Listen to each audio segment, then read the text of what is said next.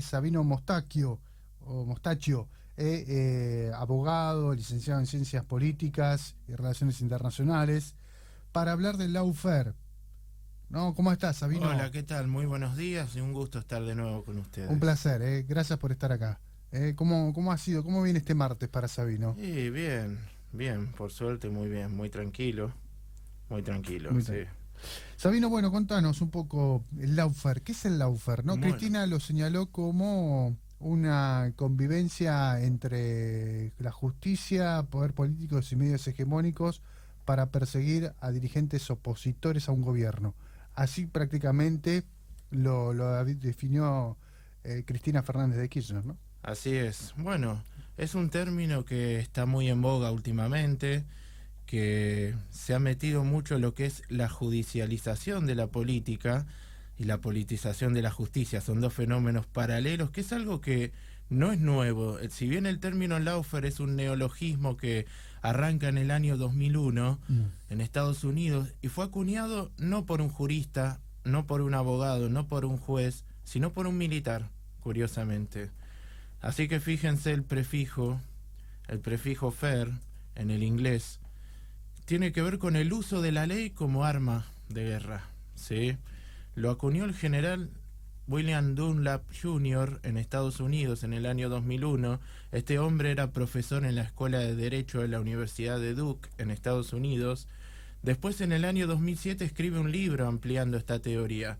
Y él se remonta a lo que es la historia de este concepto. Él la remonta, mejor dicho, a los principios de un gran estratega chino que fue el general Sun Tzu, ¿sí? Que hablaba Sun Tzu de neutralizar al enemigo haciendo el menor ruido posible, ¿sí? En cierta medida.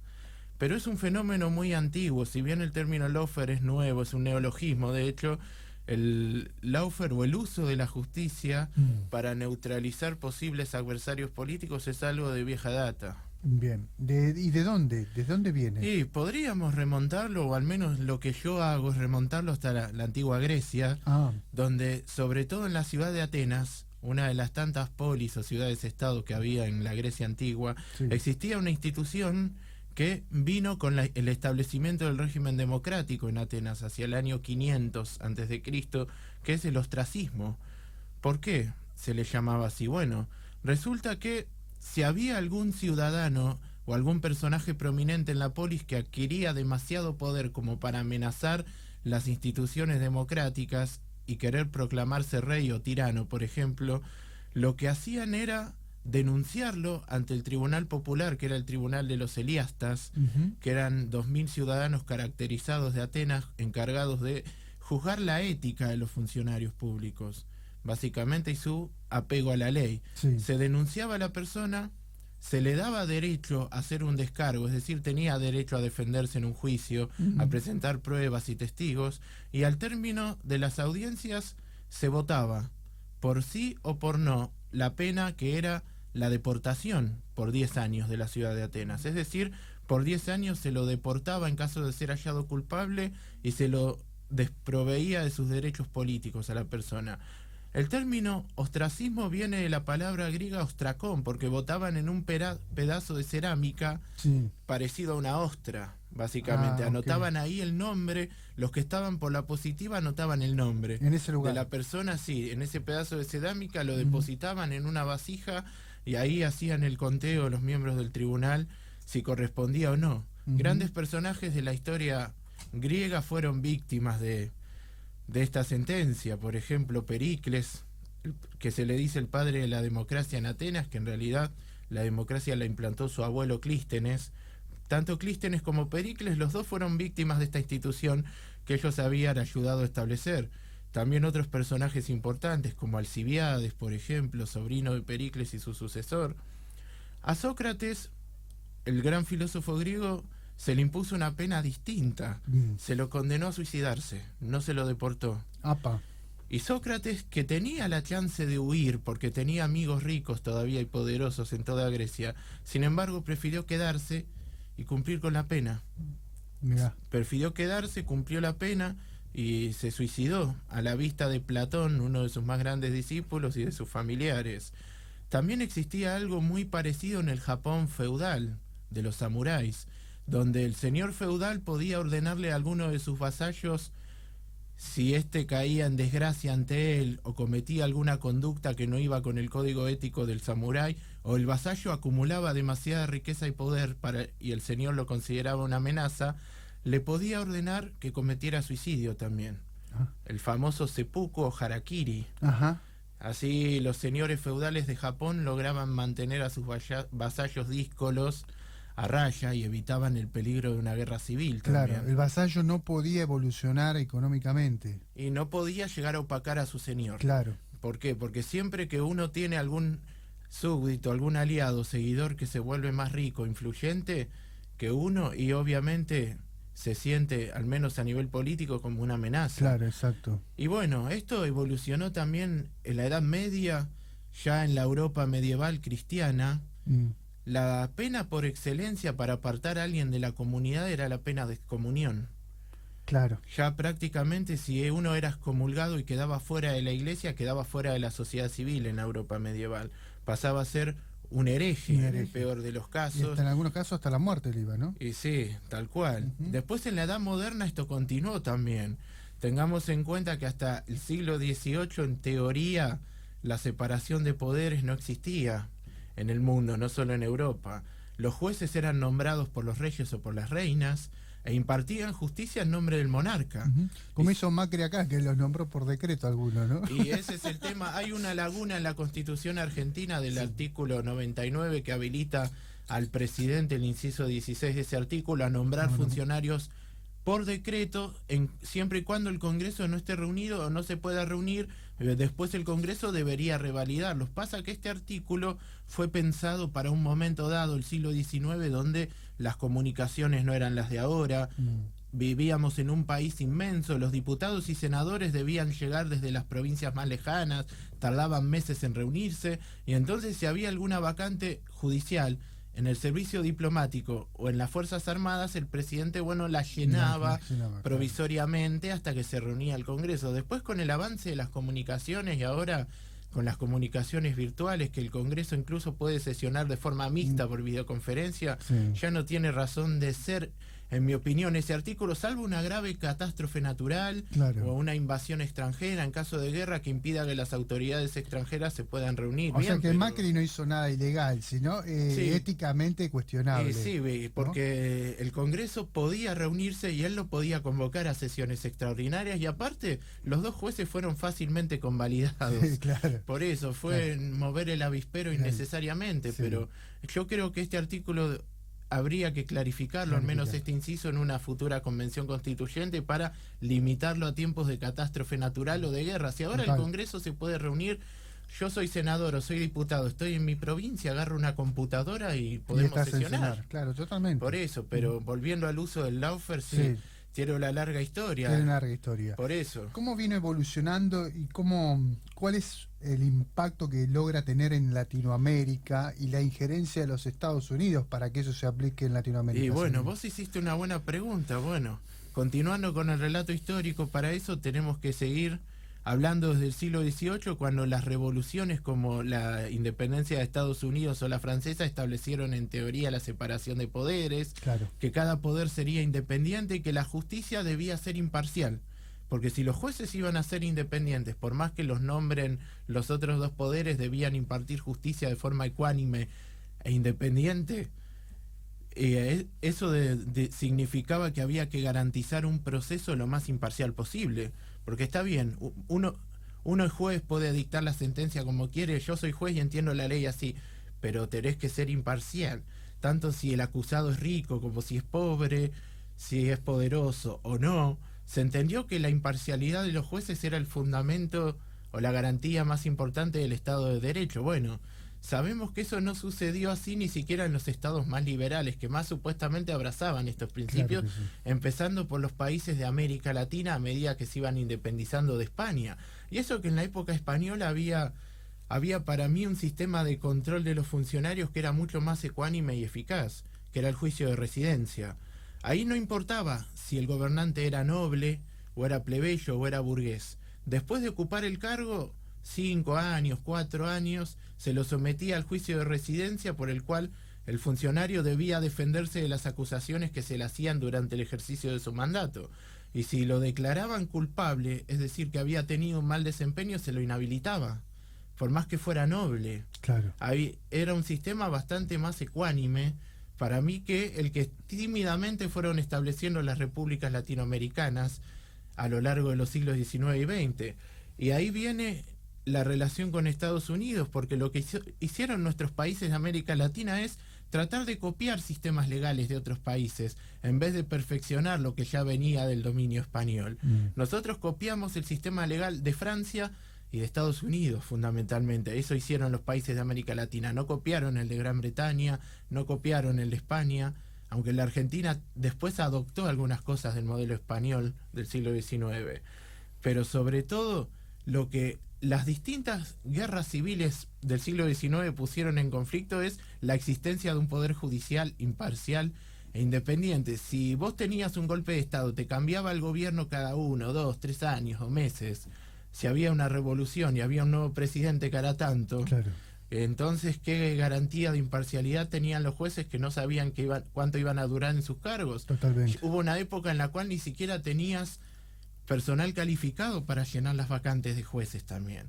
Así que este desarrollo institucional, que hasta entrado el siglo XX no se consolidó en América Latina, y muchas veces hizo que la parcialidad o imparcialidad de los jueces fuera un tema de discusión. Claro. Y también, bueno, esto se complica después de la Guerra Fría, cuando se acelera o empieza a verse cierta politización de la justicia. O sea que prácticamente También. estuvo conviviendo con el crecimiento de la Argentina, ¿no? La UFER fue creciendo con el desarrollo sí, del país. Sí, es algo que lo podemos ver en el desarrollo histórico de la Argentina. De hecho, yo desde chico escucho a ciertos abogados hablar, desde antes de que apareciera el término lawfare, de no judicializar tanto No la judicializar política, la política, claro. o judicializarla en la justa medida. Por ejemplo, todos coincidimos en que la corrupción es un flagelo, de que es necesaria una ética pública, de que los gobernantes no deben malgastar los recursos de la comunidad, de que tienen que tener un control, porque la separación de poderes no implica que cada poder haga lo que quiera. Todos tienen que ser controlados. Los jueces, el presidente o el gobernador o el intendente y los miembros de los legislativos tienen que tener un control interno de sus pares y también externo de la Exacto. comunidad. Porque yo creo que si el lawfare puede proliferar es porque faltan mecanismos de control a los integrantes del Poder Judicial, del Legislativo y del Ejecutivo. Las instituciones que fueron pensadas para eso no están funcionando bien. No. Los consejos de la magistratura, como el que tiene Argentina, los defensores del pueblo, que en la provincia de Buenos Aires estuvo vacante 5 años, Sí. en Nación está vacante todavía, no lo han llenado. Ahora, Es tremendo. en todo este escenario que planteas, juegan un rol clave los medios de comunicación, Sabino. Sí. ¿Cuándo empiezan los medios a lograr involucrarse netamente en el lawfare, ¿no? O ser parte de ellos? Y el tema de los medios de comunicación es una excelente observación la que haces, y tiene mucho que ver, porque desde principios del siglo XX se ven algunos países que algunos medios de comunicación con cierta cercanía con el poder político o con un poder económico fuerte detrás empiezan a ser formadores de opinión pública. El tema de la opinión pública no es solamente que la gente pueda expresarse libremente, principio típico del Estado liberal, sino que también implica que esa opinión pública puede estar influida o condicionada. Claro. Y los medios de comunicación desde el siglo XIX en Occidente empezaron a ganar mucho peso. Y ya en el siglo XX, con la aparición de la radio, de la televisión y después del Internet, a partir de la década del 80, bueno, con mucha más razón todavía, pero no es lo mismo un pequeño diario de una pequeña localidad o una radio vecinal que un grupo mediático expandido a nivel internacional, por ejemplo, o a nivel nacional. Y no es lo mismo un grupo mediático opositor en determinado tiempo al poder político o que se considera lejano del poder político, que uno que ha construido todo ese imperio vinculado al poder político o a cierto poder político.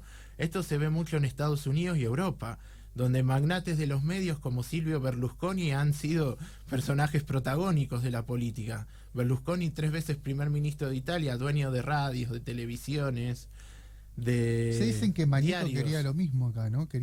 Tuvo por momentos, ¿no? Y Alguna intención. la tentación siempre está. Pasa que en la Argentina eso no pudo materializarse. Mismo Francisco de No pudo- Narváez, ¿no? tal Que en su cual. momento fue dueño de Sí, América. aunque terminó con una carrera política mucho más deslucida de lo que insinuaba. Lo que pasa que los magnates de los medios o los administradores de los medios lo que tienen atrás es un poder económico para volcar en las campañas políticas. Totalmente. Aunque después por ahí no tienen las condiciones y deban correrse a un lado. O deban pensar que influyen más estando fuera del poder que adentro. Claro. Sí, no es lo mismo Berlusconi que de Narváez, por ejemplo, o Rupert Murdoch en Estados Unidos y su relación estrecha con el Partido Republicano, que Mañeto, que la señora Herrera de Noble de Claro. Clarín, o el difunto Bartolomé Mitre en La Nación. De hecho, su tatarabuelo Bartolomé Mitre fue el fundador del diario, fue presidente, Sí, gobernador de la provincia, tuvo una prolífica carrera política. Pasa que en el pasado los políticos primero hacían carrera y después, si se vinculaban a los medios de comunicación, lo hacían después. Por ejemplo, Mitre fundó el diario estando ya en el llano, Claro. habiendo dejado la presidencia, Mm. por ejemplo. Y era muy común que los líderes políticos tuvieran sus medios de comunicación, un diario, por ejemplo, para difundir ideas. Ujú. Era lo más común hasta entrado el siglo XX. Después eso se perdió, Claro. porque los políticos tenían otros medios de contacto, como la radio, el cine, la televisión. Ujú. Ya no necesitaban mantener un periódico, una revista. Ya eso perdió sentido. Tal cual. Y bueno, en todo este proceso judicial, Sabino, que estamos observando en estos momentos a causa del lawfare, hemos visto periodistas pasar, ¿no? por banquillos, digamos, ¿no? Señalados o citados a declarar. Digo, bueno, eso también refleja, ¿no? la injerencia del medio de comunicación o sus actores dentro de todo este contexto que estamos hablando. Tal cual, hiciste una pregunta muy, muy interesante y muy pertinente, y más viniendo de alguien que esté como vos, que sos un periodista de alma.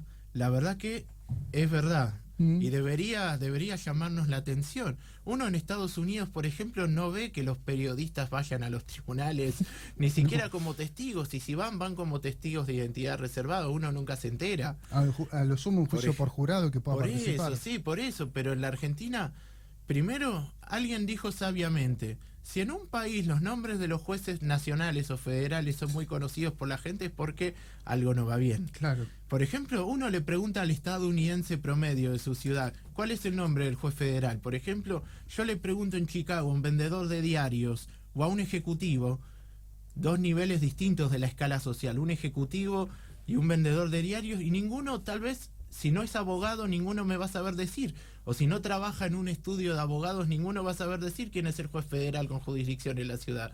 No son superestrellas los jueces federales, salvo para los abogados y los políticos que lidian con ellos. Exacto. En cambio, en la Argentina, en los últimos 30 años, los jueces federales, o al menos muchos de ellos, y también algunos magistrados provinciales, también esto debemos decirlo, este fenómeno se trasladó a las provincias, que son un microcosmos, pero que refleja lo que ocurre a nivel nacional.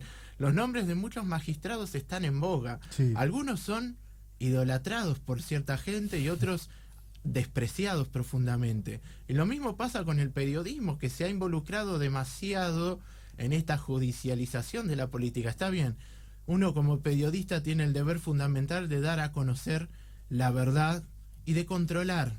Los medios de comunicación son un mecanismo de control del poder político. Ahora, no pueden convertirse en un poder paralelo al poder político, ni siquiera en un poder superior al poder político. Ahí, yo creo que muchos de estos problemas vienen porque fallan los mecanismos de control y de regulación de la propia política, que no es capaz de detectar las manzanas podridas, claro, y de neutralizar a tiempo estas amenazas a la ética pública. Por eso es necesario a veces recurrir al Poder Judicial, nada más que en la Argentina esto se ha convertido como, a veces se vuelve todo como algo demasiado mediático, algo muy farandulesco, la actitud de algunos funcionarios judiciales y periodistas también, que se convierten en estrellas, sí, donde en los países con una tradición democrática los periodistas siempre han sido personas influyentes o determinantes. Por ejemplo, Émile Zola en Francia en el siglo XIX, era un periodista muy prominente. De hecho, la carta que él publicó, el Yo acuso en el caso Dreyfus, inclinó la balanza prácticamente por la inocencia de Dreyfus y puso en crisis a la República. Un periodista a veces pegando en el lugar correcto te desencadena una crisis política, un medio de comunicación también. Adenauer en Alemania tuvo que dimitir porque una revista en 1963 publicó ciertos negociados de su ministro de Defensa. Y él dimitió, no es que se conformó con echar al ministro, dimitió él. Así que fíjense lo importante que son los medios, pero cuando se conectan con el mundillo judicial y se faranduliza todo lo que debería ser un proceso judicial serio, vos lo dijiste bien, y tenemos un problema. Claro que sí. Sabino, impecable, es atrapante cada vez que venís a escucharte. Y bueno, con lo que me quedo, Sabino, que en Argentina hoy esa división de poderes no está clara, no funciona y encima está muy sucia. Tal cual. Sí, yo te quería cerrar con una frase que leí en una columna en un medio de opinión hace unos días. A ver. Que dice que al 99% de la gente no le interesa el lawfare. Yo diría que nos debería interesar a todos el buen funcionamiento de las instituciones, del que tanto se habla hoy en día, y sobre todo el buen funcionamiento de la justicia. A nadie le gustaría estar ante un juez sospechado de parcialidad, sabiendo que te puede mandar a la cárcel, que te puede decomisar tus bienes, que te puede poner una multa que prácticamente te deje en la ruina. Y también a uno, si es un funcionario judicial honrado y decente, tampoco le gusta ser comparado con algunos colegas que han deshonrado o deshonran la profesión o que dan lugar a habladurías. Claro. El buen juez o el buen fiscal nunca dan lugar a habladurías. Por ejemplo, yo vuelvo al ejemplo de Estados Unidos, donde nadie los conoce. Los jueces federales, salvo para los políticos, los grandes estudios de abogados y los periodistas son desconocidos. Por eso, yo diría, nos tiene que importar a todos el buen funcionamiento de las instituciones y la política tiene que hacerse cargo de su autorregulación también. Tenemos que controlar nosotros como ciudadanos, pero también la política argentina debe hacerse cargo de su autorregulación también, ¿sí? Los mecanismos de control tienen que ponerse en marcha y funcionar tal cual fueron previstos, ¿sí? Porque así podemos evitar toda esta maraña judicial, porque implica papeleo, implica gastos, implica juzgados abarrotados de expedientes, y no, la Argentina necesita administrar eficientemente sus recursos, así no podemos seguir, y esto implica también los recursos morales también de la política, no solo los financieros. No tenga duda. Brillante, Sabino, impecable. Gracias. Muchas gracias por tu participación. El gusto es mío, como siempre. El próximo martes ya estaremos con más de Sabino. Tenemos temas para hablar un montón. Hay elecciones en Ecuador. Se está armando también el mapa político, el tema de la pandemia también, ¿no? Algo que nos preocupa y mucho a todos. Gracias. Hasta el martes que viene, Sabino. Igualmente, nos estamos viendo. Hasta luego. Gracias.